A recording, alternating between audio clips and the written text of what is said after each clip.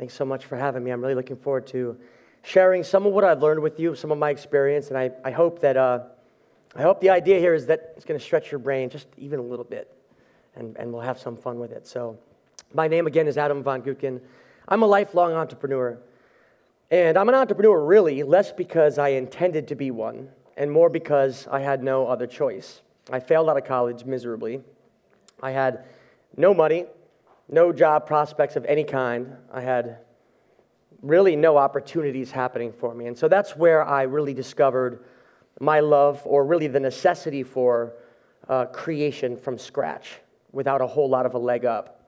And I think that through that process, I was able to learn lots of lessons along the way that I think speak well to what success really means. You know, not just like financial success or accomplishments on paper, but success in like a holistic kind of way, like success from like what family really means or what your personal health means. I have to say I feel really fulfilled in my work. I'm having a blast. I'm surrounded by the most amazing people. We're creating products that are fun. We're creating some products that are really changing lives. So I co-founded Onyx Spirits Company, which is here in Connecticut. The distillery is only about a mile or two away from here. We produce Connecticut's first whiskey and Onyx Moonshine. I don't know if any of you have had that before. Good memories, rough mornings, I don't know. Just recently I co-founded with my good friend Nicholas Melillo, a world-renowned cigar blender, Highclere Castle Cigar Company, with my partner, the 8th Earl of Carnarvon, who owns Highclere Castle, which some of you may know as the site of Downton Abbey. And we're planning to build a distillery there next year using grains from the land, kind of like we do in Connecticut.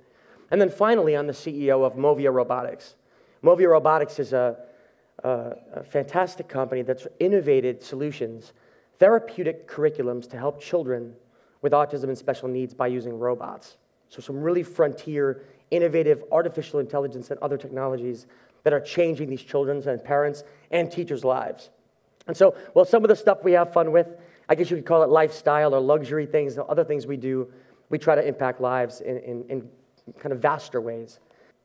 And so what I've decided to do was to kind of relate success and my life story and kind of how we've accomplished these things with a perhaps more poignant tale about an experience that I recently had that struck me so powerfully that I had to kind of get home, put all my meetings on hold, and write this out, get it out of my heart. And I feel like this group is a fantastic opportunity for me to share that. So, 40 years ago, my Aunt Charlene brought my Uncle Bob home for Thanksgiving dinner for the very first time to meet my family. My grandfather stood up from the table, and without saying a word, he left the house.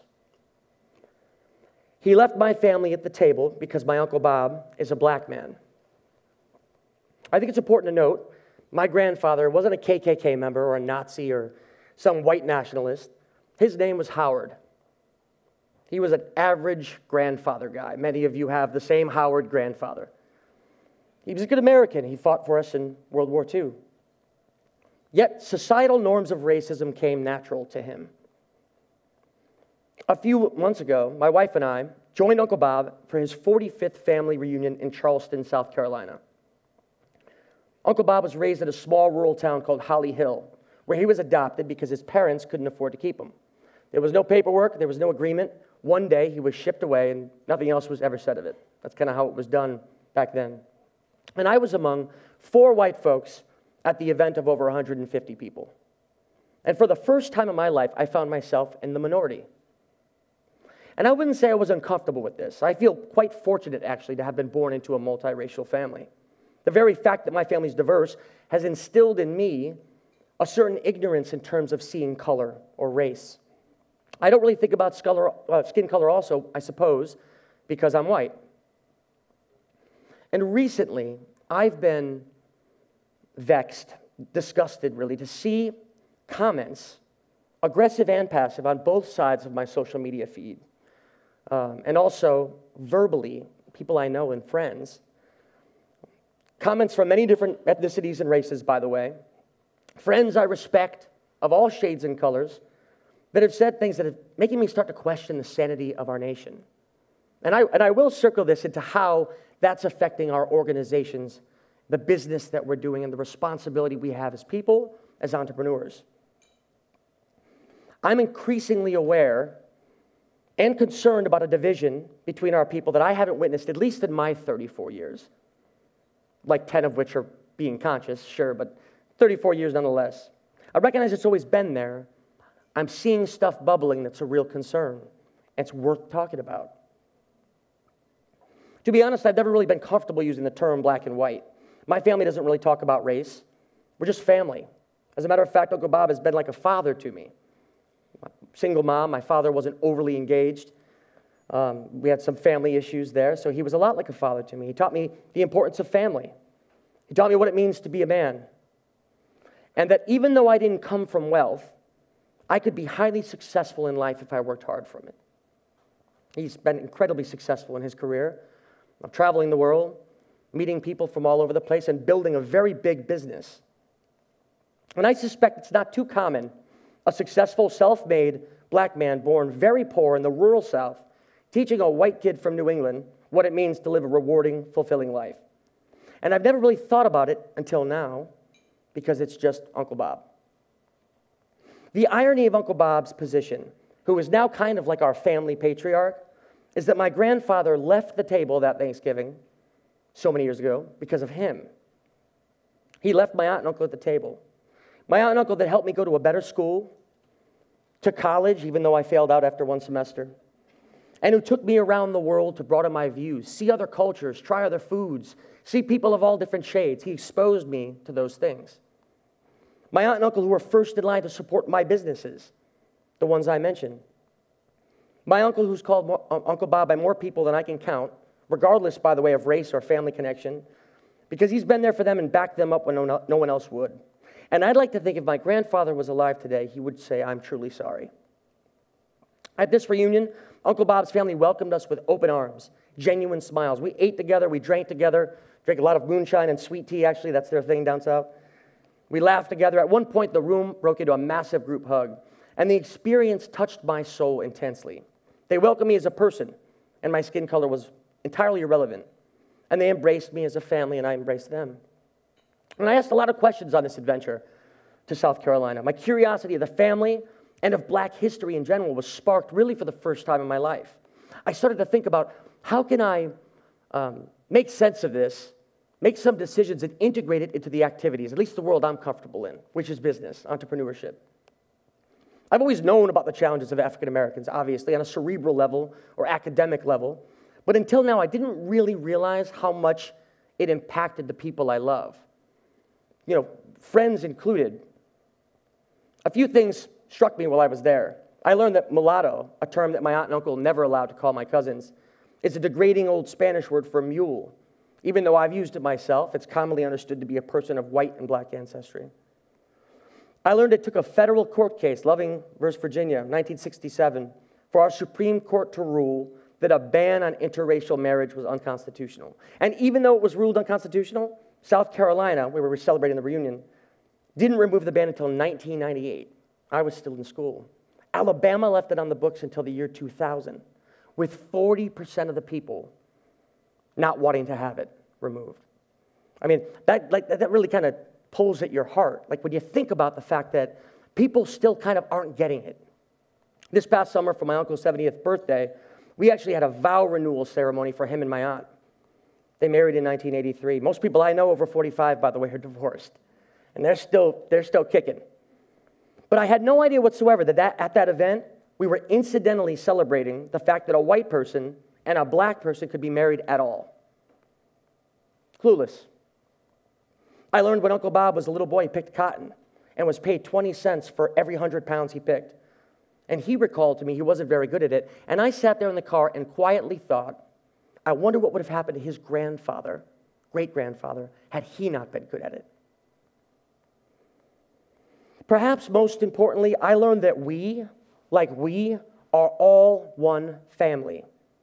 Like our destinies are, as a people, as a tribe, as Americans, are intertwined. Our pain, our suffering, our success and abundance will always balance in the yin-yang of the universe. And as one people, We share the same fate. And there's much about my family I'm proud of. I'm proud we're diverse. I'm proud of my own ancestry. The other branch of my family settled much of Connecticut and Rhode Island. I'm proud of who I am. That includes being white, by the way, because it's who I am with my own ethnic set of roots. But it's not what I am. Rather, I feel a pride in what we've accomplished within. I feel most especially the pride that we accomplished within our little family reverses the thinking behind my grandfather leaving the table that day. Because no children of ours will ever do the same.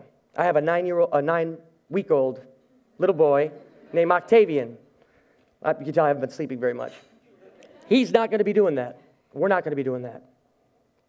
And I'm really proud of all my American people. I'm proud of who we are, even though I'm not always proud of what we as a country do. And what I know now is that I have an obligation, like we have an obligation, as we continue to kind of design this world around us. And that's what entrepreneurs think of it all. Like we design all this stuff, this matrix coding, the TVs, the tables, all this. This is entrepreneurship. We have visions, we execute on the visions with good teams, reality is born. But we have a bigger obligation than just business. We got to start tying in these other factors and figure out how do we entrepreneur responsibly. I don't even think entrepreneur is a verb, but.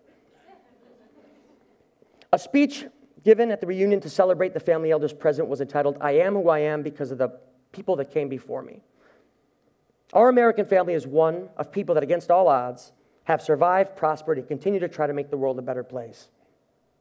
And I propose that we try to lessen the grip on what the system tells us we should think, be, or feel.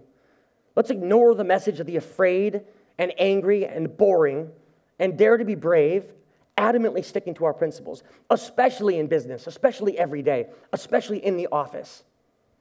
Open our minds to the fact that we're one people, like we're a family. And achieving that, I think, is probably the only thing that's going to hold this great experiment together.